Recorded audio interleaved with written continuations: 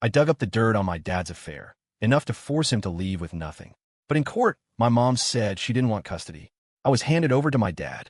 Later, he remarried, and my stepmom, Brenda, along with him, made my life a living hell. One day, Brenda brought her lover home. They beat me until I was half dead, then threw me into the kitchen like a sack of garbage. The kitchen door slammed shut. Fighting through the agony, I turned on the gas. Then I pulled out the burner phone I'd stashed in there and called my dad home. It was his last chance. He came back, but he didn't take the chance. He didn't fight the other guy, didn't confront Brenda, didn't even try to save me. Instead, he and Brenda pulled a scam on her lover, shaking him down for a ton of cash. Listening to the three of them haggling in the living room, I hit my breaking point. I lit a match. Sparks flew, and then, boom, me and the three of them in the living room. We all cashed in our chips. When I opened my eyes again, Mom was standing in front of me, her face cold. "Leah," she asked, "did you really see it?" I realized I was reborn, back to the day I first found out Dad was cheating. My first instinct was to tell Mom, hoping she'd finally put Dad in his place. I rubbed my eyes. Maybe I was just seeing things. My vision's been a little blurry lately. Mom took me to the optometrist, 2.0 nearsighted. Her face was grim as she paid for my new glasses. "Next time, make sure you see clearly before you open your mouth," she snapped. The moment we stepped out, I saw Dad across the street, hand in hand with her, browsing in a shop. Remembering everything from my past life, I grabbed Mom's arm and pulled her back toward the display of frames. I'd already picked out a pair, but I needed to stall. I couldn't let Mom see him. In my previous life, I'd helped Mom gather a mountain of evidence. I'd pushed hard for the divorce, making sure Dad left with nothing. But then Mom, who clearly saw me as dead weight, didn't want me. The court forced me on Dad. So this time, no divorce. Not until I could stand on my own 2 feet, anyway. That evening, Mom made dinner, and we sat at the table waiting for Dad.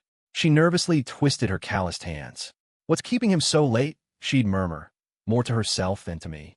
Mom was only in her early 30s, but streaks of gray were already visible at her temples. She must have loved Dad to death, running the household for him, raising me, taking care of his sick parents, his younger brother and sister. Now, Grandma and Grandpa were gone, Uncle Mark and Aunt Carol were married, and I was in middle school, boarding during the week. She finally had some breathing room and wanted to try for another baby with Dad. But Dad was cheating. In my past life, I'd felt so much rage for Mom, hated Dad for being such a heartless bastard. When I found out his affair was with Chloe Davis's mom, Brenda Miller, Chloe and I teamed up to collect evidence. Just like Chloe, I urged my mom to divorce him, to make the cheater pay, leave him with nothing. Chloe's parents divorced. She went with her dad, and for what I heard, was doing okay. When my mom divorced, she didn't take me. She took all the assets and vanished without a trace. Dad married Brenda. They knew Chloe and I were the ones who dug up the dirt that left them with nothing, so they took it out on me, day in and day out. Eventually, in their crummy rental, I chose to take them all down with me. I was only 16 when I died. Dad came home very late, a bright red lipstick stain on his white collar. Mom's brow furrowed for a second, but she still managed to smile and told him dinner was ready. Even though it was summer, she insisted on reheating the food. Mom and Dad sat side by side. I sat as far away from them as possible. The smell of perfume rolling off Dad was strong, almost sickening. But Mom, right next to him, acted like she didn't notice a thing, smiling and putting food on his plate. What was there left to understand? This was the woman who could tell what I'd eaten for lunch at school just by the smell of a fart. There was no way she couldn't smell that. She was playing dumb, lost in this fantasy world she'd built for herself, desperate to stay by Dad's side no matter what. And my past self had ripped that fantasy apart, forced her to see the truth. This time I wouldn't. I made a silent promise to myself. Don't try to force someone to see what they don't want to see. The backlash is brutal. I picked at my food, then excused myself to wash up and go to bed. I couldn't stand watching them pretend to be a happy couple. I couldn't stomach Dad's suffocating, sleazy cologne. Sunday evening, I went back to school. The scent of honeysuckle in the air made my eyes well up. I was finally back. In my past life, after the divorce, Dad claimed he couldn't afford the boarding fees and made me commute. But the rental was miles from school, and he wouldn't give me bus fare. I was forced to drop out, stuck at home doing chores and waiting on Brenda. The slightest thing would set them off, and they'd either scream at me or hit me, blaming me for their miserable lives. Reborn, I was determined to study hard. During evening study hall, Chloe Davis showed up. She commuted. Her house was near the school. She looked terrible, like she'd just been crying. Just like last time, she swapped seats with my desk mate and sat next to me, pouring out her troubles. She suspected her mom, Brenda, was seeing someone. Brenda was always dolled up, never made dinner on time, and Chloe was stuck with all the housework. If the food wasn't perfect, she got yelled at or worse. I didn't suggest what I had last time. I'll follow your mom, you follow my dad. Instead, I told her calmly, Chloe, we're students. School is the most important thing right now. Don't get involved in adult problems. If we get good grades, our lives will get better. Chloe, seeing I was only focused on my books and not offering any schemes, switched back with my desk mate during the second study period and started complaining to someone else. I sighed. I hoped she'd understand my reason someday. The following weekend, Mom was at the school gate to pick me up. She looked a little different, somehow younger. Probably because she wasn't looking after so many people anymore, just herself, so she'd started spending money on herself. She wore a light-colored dress and black heels. They were cheap, you could tell, but they gave her a certain feminine charm. She used to say dresses and heels were impractical, that if Grandma or Grandpa called for her, it would take forever to get to them. Now, with no elderly relatives to care for and fewer chores, she said she wanted to treat herself. She'd gotten highlights and a perm, big soft waves that covered the gray at her temples. But the trendy hairstyle didn't quite suit her sallow cheeks. Years of hard work, poor nutrition, and irregular sleep had made her look closer to 40-something. She smiled, took my backpack, and asked how I liked her new look. It's great, I choked out, ignoring the curious stares from other students. I pulled her arm, and we started walking. She was a hopeless romantic. Dad was her entire world. I shouldn't judge or interfere in their marriage based on my own views. Compared to Brenda or other old-fashioned mothers who clearly favored sons, she was actually much better. Even when Grandma and Grandpa used to nag her for having a drain on resources instead of a boy and pressure her to have another, she never wavered. She'd firmly tell them there'd be no one to look after them if she got pregnant again. Afraid she was serious, they'd backed off. So, she only ever had me, her daughter, and she'd never been anything but good to me. On the bus ride home, she said Dad would probably be very late, so she bought me something to tide me over, a slice of cake and a carton of milk. She said she wasn't hungry. She'd wait for Dad. Even though she kept saying she wanted to treat herself, she was still so careful with money. My heart ached for her. I only ate half the cake and saved the rest for her, unlike my past self, who would have devoured it all in a fit of pique. She loved Dad so much, and she loved me too, but her love was so self-abasing, practically groveling in the dirt. In my past life, I really couldn't stand her for it, so frustrated that she wouldn't stand up for herself. But this time, I was trying to respect and understand her choices. Waiting for Dad at the dinner table always felt like an eternity. Mom was used to it. She'd sit there like a young girl, quietly expectant, a faint smile on her lips. I didn't tease her for being foolish anymore. I tried to make conversation. Mom said her own mother died when she was just learning to crawl. Her grandpa had to work, and her two uncles had jobs too, so no one was really looking after her. At mealtimes, they'd sneak away to bring her food, then rush back to their tasks. She was 3 before she started talking, 8 before she could walk properly. But, she said, her grandpa and uncles loved her dearly. Many girls born at that time were either killed at birth or raised like servants. Even though she was often alone, they treated her like family. Her grandpa couldn't read, but he named her Sarah, saying she was his treasure, the apple of his eye. In my past life, when Mom told me these stories, I'd scoff internally, thinking she was naive and foolish.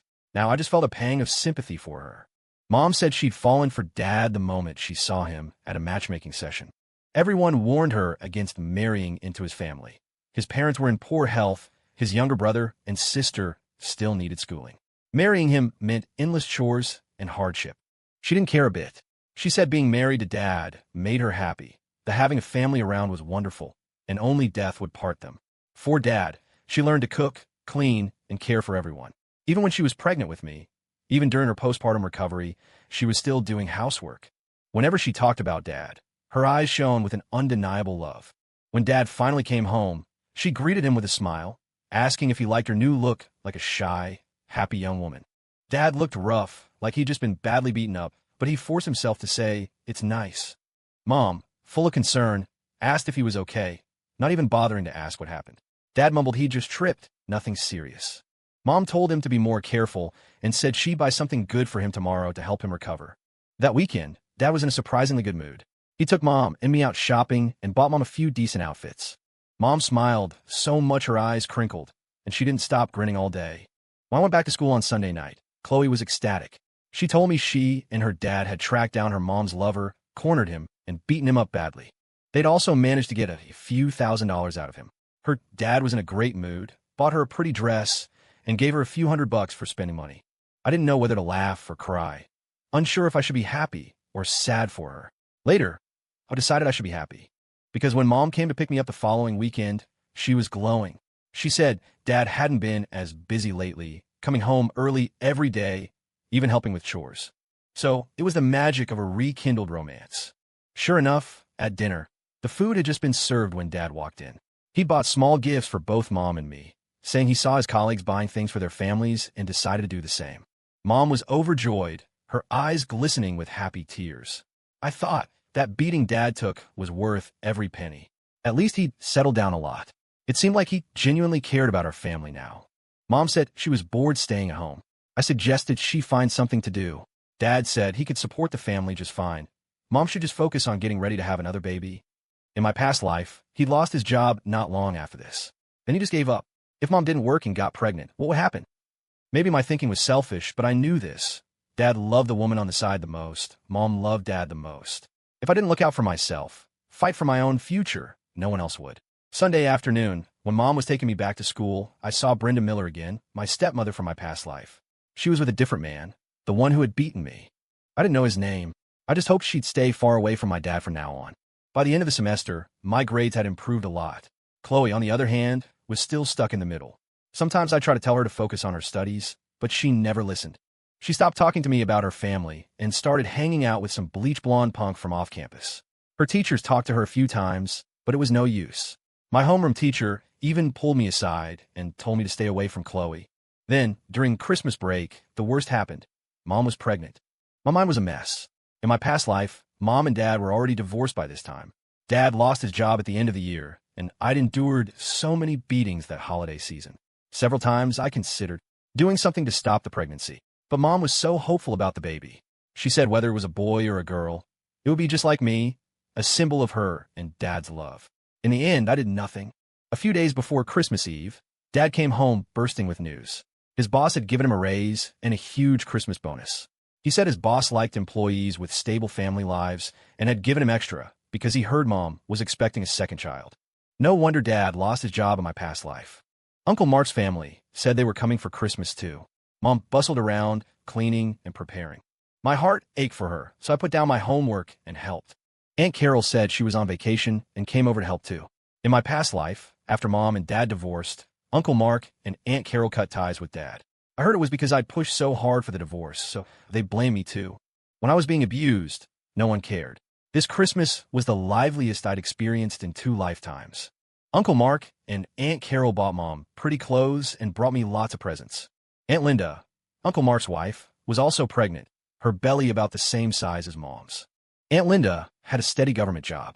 Mom said after Linda had her baby, she could bring it to our house, and Mom would look after both. It felt terrifying. Why did Mom love to suffer so much, always finding more burdens for herself? I really couldn't understand it. Uncle Mark and Aunt Carol gave me quite a bit of gift money. Mom didn't take it, telling me to keep it myself. She said I was growing up and needed to learn to manage my own money. Mom and Dad gave me a big red envelope too. I carefully stashed it all away. If Dad lost his job someday, this would be my school fund. When the new semester started, Chloe was dressed like she was headed down the wrong path. Her teachers were furious. If it weren't for compulsory education, they probably would have tried to expel her. The school announced new incentives, cash rewards for good grades, and for 8th graders enrolling in the affiliated high school, top performers could get all fees waived. My teacher mentioned this in my past life too, but Dad and Brenda wouldn't even let me finish middle school, let alone give me a chance at high school. This time, Mom and Dad weren't divorced. At least I could still board at school. In the following months, I studied harder than ever. I wasn't a naturally gifted student. I had to rely on sheer effort. Uncle Mark sent me some study guides. During the holidays, he hadn't said it outright, but I knew he thought my grade were just barely good enough for high school. College would be a long shot. Soon enough, Dad really did face unemployment. His company was doing poorly. The owner was closing up shop. Grateful for the big bonus his boss had given him at Christmas, Dad volunteered to transfer to the sales department. No salary, just commission, and he even had to pay his own expenses. We had some savings, but not much. Aunt Linda moved in with us, so she and Mom could go through the pregnancies together. I knew this was Uncle Mark's way of helping us out financially, but seeing Mom, heavily pregnant herself, taking care of Aunt Linda, made my heart ache. Aunt Carol would come by to help when she could, but she had her own job, so she mostly helped out with money. Mom and Aunt Linda both had baby boys. Even though things were tight, Uncle Mark and Aunt Carol scraped together enough money to send both Mom and Aunt Linda to a private recovery center for a while. Dad got even busier, this time genuinely busy, chasing clients on the phone with customers even on weekends. Once Mom was out of the recovery center, worried about the expense, she went right back to being a drudge, looking after Aunt Linda and the two babies. She said it was Aunt Linda's first baby, so she needed at least 45 days of dedicated care. But what about herself? She was an older mother. I couldn't understand her thinking. All I could do was silently accept it. The second Christmas after my rebirth was even more chaotic. Besides the two wailing babies, Aunt Carol's belly was big now, too. At Christmas dinner, I heard Mom say that after the new year, when Aunt Linda went back to work, Mom would look after both babies at our house, and Aunt Carol would come over to help when her baby arrived. Sure enough, if she wanted to suffer, there was an endless supply of hardship for her. No one cared about my studies. They were all cooing over the adorable babies. So, no one knew I'd ranked first in my class and won a scholarship of several $1,000s. That year, our family was really struggling. Dad hadn't earned a dime. We were surviving on handouts from Uncle Mark and Aunt Carol. So, my Christmas money was meager, just a token couple hundred from everyone, a world of difference from last year. Thankfully, after the holidays, Mom and Dad still managed to scrape together my tuition and living expenses. This was the last semester of middle school. My future depended on it. I pushed myself even harder. Chloe, meanwhile, was skipping class more and more. I heard from classmates that there was some trouble at her home, and then she and her punk friends had beaten someone up, but she was a minor, so nothing happened to her. I guess she must have beaten up Brenda Miller. I knew how much Chloe hated her. But by not studying, by messing around all the time, wasn't Chloe just turning herself into the next Brenda? I graduated middle school and enrolled in our school's own high school because the teachers said my tuition and living expenses would be covered. Of course, there was a condition. I had to maintain a certain academic rank. Right after my final exams, Aunt Carol had her baby. Mom brought her to our house to recuperate. It was summer vacation, and I had no homework, so I was expected to help. I almost cried. I was so afraid they'd get used to me taking care of them and wouldn't let me go to high school. Every day, as soon as I opened my eyes, I was helping Mom with the babies, grocery shopping, cooking, cleaning, taking the babies out for walks. Mom said I'd have to take care of children when I got married anyway, so it was good to learn early. I was terrified. Was she planning to make me drop out, marry me off quickly for some kind of payout? Thankfully, Dad's business finally turned around. He went from being an employee to an owner. He took over his old boss's company and, with help from Uncle Mark and Aunt Carol's husband, landed a large, stable, long-term client. I finally didn't have to worry about my school fees. The first thing Dad did with his new money was hire a nanny to help Mom with all the kids at home. When they learned I'd enrolled in the affiliated high school, Dad and Uncle Mark were a little disappointed it wasn't a top-tier one, but they still let me go. By the second semester of my junior year, we had moved into a large house in a nice neighborhood. Dad had a chauffeur who would pick me up from school on weekends. One day, I saw Chloe Davis again. A crowd of students was pressed against the classroom windows, watching Chloe's wedding outside. She was in a wedding dress, getting into a fancy car. Someone said she was marrying one of those punks she hung out with. Then I saw Brenda Miller, arm in arm with the man from my past life, her lover, who had beaten me. A classmate who lived in the same neighborhood, as Chloe said, both of Chloe's parents were having affairs and were in the middle of a messy divorce. Since Chloe was their only child, to divide the assets cleanly, they basically married her off for a quick payout from the groom's family, which they then split. I didn't know how Chloe's story ended in my past life, but she always pinned her hopes on others. She was doomed to be disappointed. My whole family doted on my little brothers, but I didn't care as long as Mom and Dad let me continue my studies. After the SATs and final exams, despite all my hard work, I only got into a regular state university. Dad wasn't short on cash anymore. He handed me a debit card with enough money for 4 years of tuition and living expenses, and also gave me a brand new tablet. Afraid he'd change his mind, I transferred the money to my own account immediately. Uncle Mark and Aunt Carol also gave me a substantial sum, all of which I carefully saved. All the kids in the house were finally in school. Mom had a few good years, and then she started talking about wanting a third child. I suspected she was just a glutton for punishment. When I got my college acceptance letter, Dad threw a party for me. That day, he brought a young, beautiful woman home to celebrate with us. It was obvious they were more than just friends, but Mom, Aunt Carol, and Uncle Mark didn't say a word. I kept quiet too. It was an unspoken understanding. A man like my dad would never change his philandering ways. Mom said that no matter how many women Dad found outside, she would always be his legal wife. In ancient times, she said, those other women would just be concubines or mistresses. She loved him, so she had to tolerate him unconditionally. Her way of thinking, I'm afraid, was something I could never agree with. That first Christmas during college, I didn't go home. I found a part-time job. Dad said he didn't need my money, but I liked working, and it was fine if I didn't come back. Maybe it was the indifference from Dad, Uncle Mark, and Aunt Carol in my past life that still left a bitter taste. So, once I got to college, my first taste of freedom made me want to avoid going home as much as possible. My feelings for Mom were equally complicated. I loved her, but she had abandoned me in my past life. So this time, I only loved myself. Christmas of my senior year, I went home. Mama called me back. It turned out Dad had been set up and scammed by his latest mistress. The house, the cars, the company, all gone. He was also saddled with debt. Uncle Mark and Aunt Carol urged Mom to divorce him, to let Dad bear the debts alone. Mom adamantly refused, saying she was willing to share the burden with him. The more I thought about it, the more something felt off. I told Mom to check Dad's bank transfer records to try and get back the money he'd spent on the other woman. Meanwhile, I used the tablet Dad had given me to check his message history. I hadn't snooped before, but when he gave me the tablet, I discreetly linked his messaging app account to it, backing up all his chats. I just thought of it as a safety net for myself, never imagining I'd actually need it. And what I found, it turned out Dad had orchestrated the whole thing himself. The mistress was pregnant. He wanted to divorce Mom and leave her with nothing. Uncle Mark and Aunt Carol probably knew about it too. The most they could do was try to prevent Mom from being burdened with debt. After all, I was grown up now. I could support Mom in the future. Thank goodness I was a law major. I knew exactly what information would be most beneficial to Mom, and I saved everything. I gave the evidence to Mom, claiming a private investigator had found it. I didn't dare say I'd found it myself. She wouldn't have believed me. She wouldn't believe Dad would do this to her, nor that Uncle Mark and Aunt Carol would betray her, not after everything she'd done for them. In the end, Mom did divorce him. She presented the evidence, ensuring Dad left with nothing and even recovering half the assets he'd lavished on his mistress. Just like in my past life, she didn't take custody of my little brothers. The day she got the divorce certificate, she transferred all her assets to me and, just like before, disappeared.